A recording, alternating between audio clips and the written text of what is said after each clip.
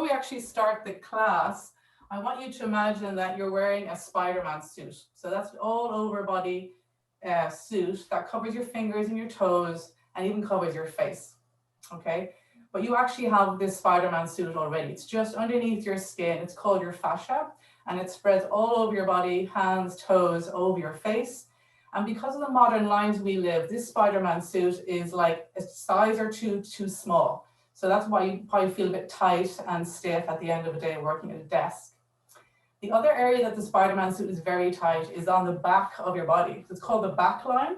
It goes from your calves, hamstrings, all the way up your back, over your neck, and ends up in your eyebrows.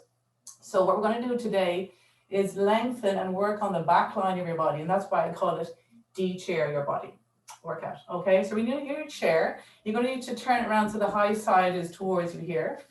Put your hands on the chair and start to walk yourself back, maybe about a leg length away, and you're going to have a curved back here. So my back is curved on purpose.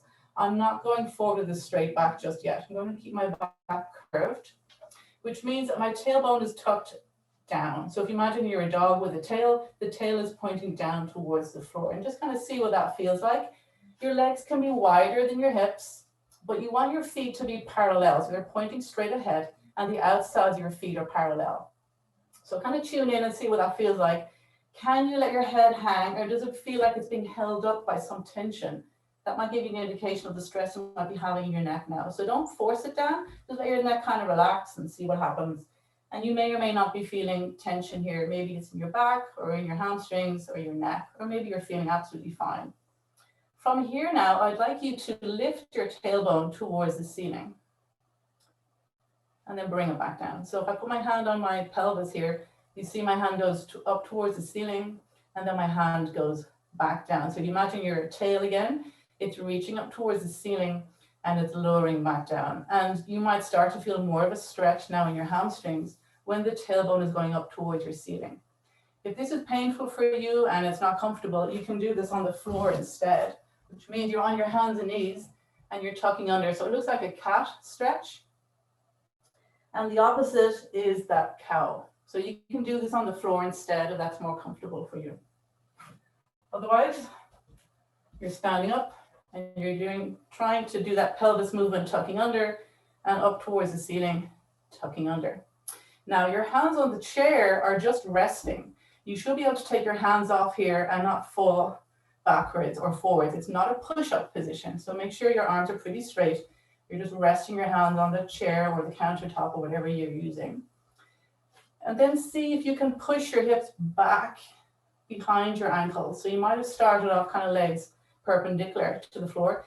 Can you bring your hips back a bit? And that might increase the stretch as well. It's not supposed to be painful. It may very well be uncomfortable and you definitely might feel a stretch, but it shouldn't be painful. So ease off if it's painful, and then try and do that tucking under again. Tailbone goes down to the floor, your ribs kind of lift up a bit, and then do the opposite. Let your tailbone come up and your ribs come down a little bit. A bit like a Beyonce move. You're doing the opposite of a Beyonce move. Rather than moving your rib cage, you're moving your pelvis. Okay, so see what that feels like. We're going to do something to help it. So come up out of that. Pull out your shoulders, see what your neck feels like. Already you might feel like your neck is a little bit looser after that, but we're going to hopefully progress that as the class goes on. So this is where you're going to need to use your book, or I'm using what I call a half dome. I've made this from a regular foam roller. You can cut it up into 6 pieces. They're very handy to have if you want to make one yourself. And you're going to put your book or your block or whatever you're using on the floor. And you might need to have a wall to your left or a chair on your left when you're doing this, but we'll see how we go. Put your left foot up on the block or the book, whatever you're using, and your left heel stays on the floor, okay? And you're going to bring your right foot parallel to that. So you're standing in a queue, your legs are about hip distance apart. And you might start to feel a bit of a stretch in your left calf. Okay, you should still be able to wiggle your toes, so your toes are not clenching like crazy. Try to relax them. And we're going to put your hand on your breastbone here, okay? If you feel like you're starting to fall backwards, or if you're standing to a tension like crazy, you've got too much in your calf, tension in your calf muscle, and you need to bring your right foot back slightly. If you're not sure, go back a step and just see how your breastbone relaxes. Standing to attention is really bad for your neck and your spine. So if you are standing to attention, just kind of let it go. It doesn't mean you're slouching, but you're just deflating a little bit. Once you can keep your breastbone relaxed, maybe you can start to bring your right foot a bit further. Maybe it can go past the left foot, maybe not. You want to keep both heels on the floor. You're going to feel a stretch in your left calf. You're not standing to attention. That would be cheating. Another way of cheating is to lean slightly forward. You might be really leaning forward or just a little bit. All those are signs you need to come back off a little bit. Other signs of tension might be you're clenching your fists, you're hiking your shoulders, you're clenching your jaw, maybe you're cursing me underneath your breath. These are signs you're working a little bit too hard. Okay, so we'll come out of that, take a few steps, and notice how your left calf feels. You stretch it for about 30 seconds, so it might feel a bit strange compared to the right side. All right, we'll do the same on the right foot. So you've got your block on your right, you've got your right ball of your foot somewhere near the top. If you've got a smaller foot, you might be a bit lower down. Your right heel is on the floor. And then bring the left foot about parallel to begin with, hands resting on your breastbone. And just check out to see what that feels like. I'm tighter on my right, so I can definitely feel a difference here. You might be looser on your right calf. Maybe you can go a little bit forward without cheating this way, without cheating this way, or without cheating with stress. Ideally, you're aiming to be able to do a full stride with both heels on the floor and no stretch in your calf. But our calves are very tight because we spend so much time wearing shoes and sitting down. So you want to meet your body where it is. That's where it'll make progress. And just see how you feel with that. You can look down at your toes, make sure they're all pointing straight ahead, not off to the sides. Your legs are hip distance apart. You're not standing on a tightrope. And you should be able to wiggle your toes. Okay, that means you're not clenching, so that's good. Let me take a breath here. Come out of that. Take a few steps again. See how your right calf feels now. You've done a 30-second stretch. Okay, so now you've stretched both calves. We'll go back to that forward bend we just did and see if it feels any easier. I'm hoping it will. Hands on the chair, walk it back a few steps. Move back into that kind of slouchy forward bend. Tailbone is relaxed down. You might feel a bit of stretch already somewhere along your back line. We only worked on your calf, but because the whole back line is connected, working on your calf might even help your neck. So let your neck hang. And maybe you can hang a little bit more than you did before, which is great. You're not forcing anything though. See what that feels like. And then lift your tailbone up again and see what that feels like. The aim of this is not to go really low, okay? Because your pelvis can only move a certain spot. And after that, if you bend lower, you're just stretching your back here. I want you to work on your hamstrings though. So just bend as far forward as you need to. You might be up here, that's absolutely fine. And you're working on your tucking under and lifting your tailbone up again. And maybe that feels easier now too, that you stretch your calves a little bit.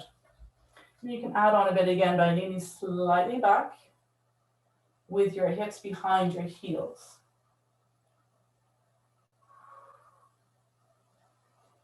All right, come out of that.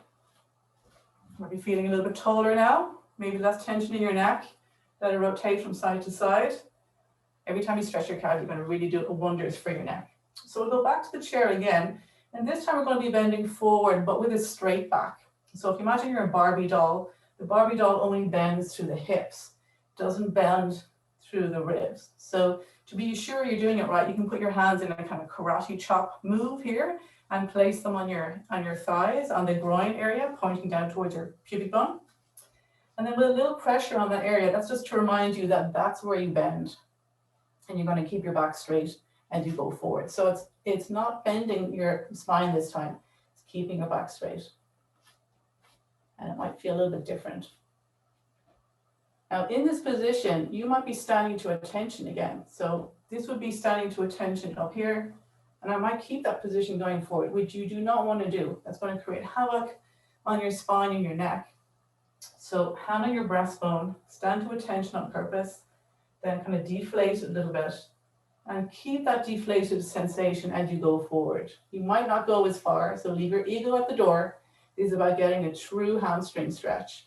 You might be up here, that's absolutely fine, but you're not doing this. You're not standing to attention like crazy. You want to relax the rib cage down, keep this still, and see, can you move your pelvis? Tucking under and lifting without moving the rib cage. It's quite hard to do. Mind over matter a little bit. Let's see how you get on with that. With a straight back. All right, come out of that. On your shoulders, see how your neck feels. But add on another layer. So go back to your book or your block, whatever you're using. And if you find the first calf stretch quite challenging, then stick with one foot up on whatever prop you're using. Otherwise, you can start to use 2 feet up on the prop. So you might have to go a little bit lower with the balls of your feet. They may not be as far up as they were before. Heels are still on the floor. And ideally, you want your feet hip distance apart. Now, if you have a smaller book, that might not be possible. Now, this is the one where you might start to really feel like you're falling backwards. So to help with that, if you look down at your feet, that will bring your hips in the right position. If you look forward, your hips will probably go that way. So look down at your feet, let the hips go back a little bit, and see, can you maintain this double calf stretch? Starts to get painful, you come off and do one at a time instead. So this is an exercise you can spread throughout your day. I do it by placing a block like this in front of all my sinks. That way, every time I wash my hands, I'm automatically doing calf stretch. I don't even have to think about it, okay? It's not one of my favorite exercises, but it's one I have built into my day, so I really can't avoid at this stage. So now, keeping this block underneath your both feet or one on the other, if you want to work on one leg at a time, you're going to bend forward with that straight back again. So karate chop, hands in the groin, leaning slightly forward, putting your hands on your chair or the wall. You may not be going as far forward this time because this is an extra stretch. Now you're being stretched kind of up towards the ceiling with your tailbone, but your feet and the soles of your feet are also being stretched in the opposite direction. So it's a double whammy. Probably my least favorite exercise, to be honest, but it's one I definitely need to do. So when you're in this position again, can you wiggle your toes? If not, you're leaning too far forward. Bring your hips back. Can you wiggle your toes? That's good. And then check again, you're not standing to attention, you're not thrusting your ribs forward. The ribs are lifting a little bit up towards the ceiling. See if you're holding your breath. If you are, you're working a bit too hard. You can come up a little bit. And take a breath here. And then come out of that. Take a few steps, see how you're feeling. So you might start to feeling really tall now. Both calves have been stretched as well. And the soles of your feet have been stretched. Your neck might start to feel like a helium, your head might feel like a helium balloon now, kind of lifting up towards the ceiling, which is all really, really good. So place away the block or the book and go back to the forward bend you did at the very start of the class. So leg length away, hands on the chair, leaning forward with a rounded back. And this might be getting easier. I'm hoping it is now. You've taken a few layers of tension away from your body. So go back to tucking under, lifting up your tailbone and see if that feels any easier.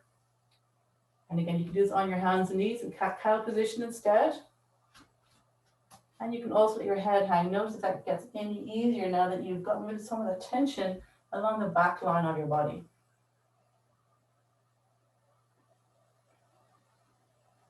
Feels a lot nicer now with the dome underneath your feet as well. Okay, so now widen your feet, wider than your hips. And you can bend forward with pretty straight back this time. We're not leaning very far forward, but just leaning slightly forward. And I want you to bend one knee. And then bend the other. And as you bend the knees one at a time, make sure they're parallel. They're going in parallel lines. At the moment, they might be kind of bending in together or bending out. So that's quite normal, but be aware of that and try to fix that by imagining your knees are in parallel channels and you're just bending one knee and then bending the other.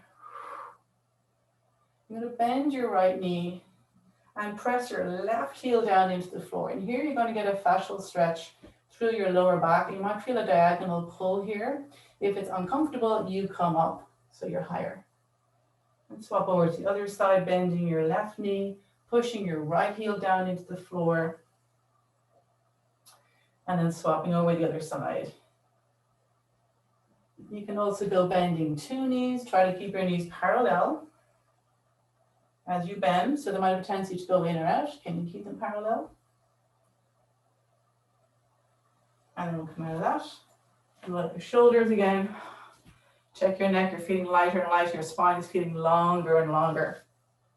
Okay, so turn the chair around now. We'll do a little bit of upper body stretching here. And we're going to start with the chair in front of you here. And you're on your hands and knees. And you're going to place your left hand on the chair.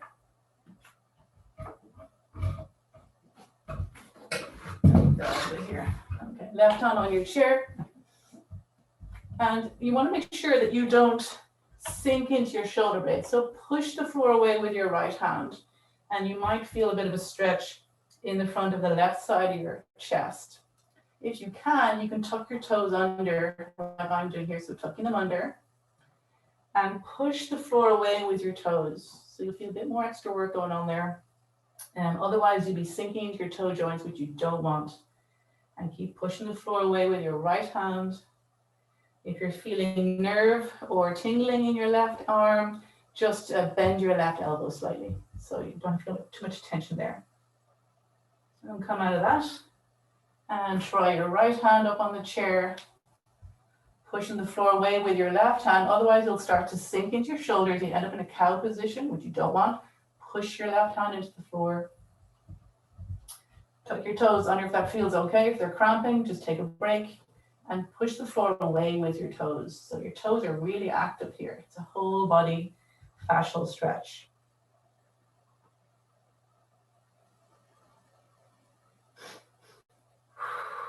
We'll come out of that.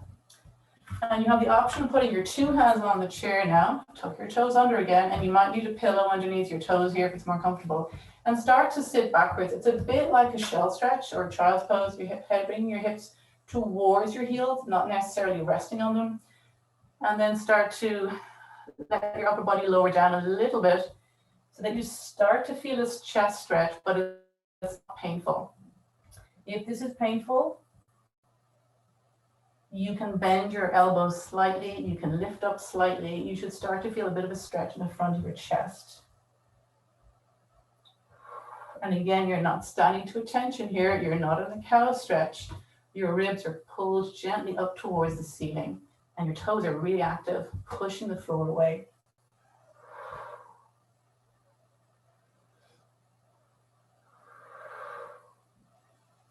And come out of that. And we'll just finish up with a shell stretch. So rest your feet down on the floor. You might need to put something soft under the front of your ankle if this is uncomfortable, like a pillow or a towel. And your feet are parallel, they're not tucked in. So get them parallel. You might need padding underneath your knees. And then support your head with your fists as you rest on the floor. Legs are hip distance apart, parallel. And you're taking a few breaths in this position. And if you think about that back line again, you'll realize that just breathing in this position will start to stretch out that back line as you move your ribs in and out.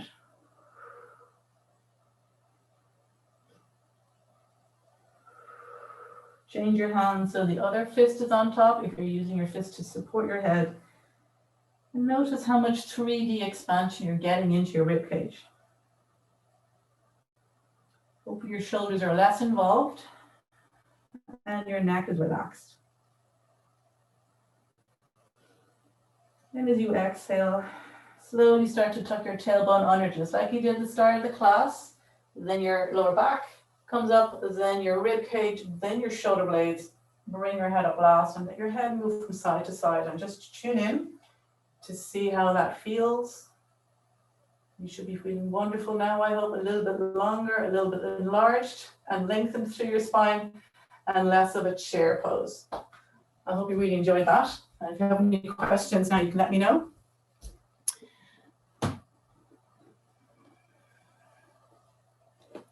And if you want to try another free class, if you go to my website or my Instagram, there is a link there for another wall workout, which is working on your pelvis, also with massive benefit for your neck and shoulders and hips and pelvic floor. Hey, Mindy, was that okay? You hear that okay? Oh yeah, that was amazing. I feel very good. Perfect timing too. It's a good time of the day to try it, I think, yeah. Yeah, really good. Loved it, Annette. Thanks so much. You're very, very welcome. If you have any questions, you put them in the chat. If I miss them, I can always get back to you and reply that way. Thanks, Annette. That was great. Thanks, Margaret. Thanks for turning up. No, thank you very much. That was great, Annette. Thank you so much. Thank you. Really enjoyed it. Bye. Bye now. Thank you.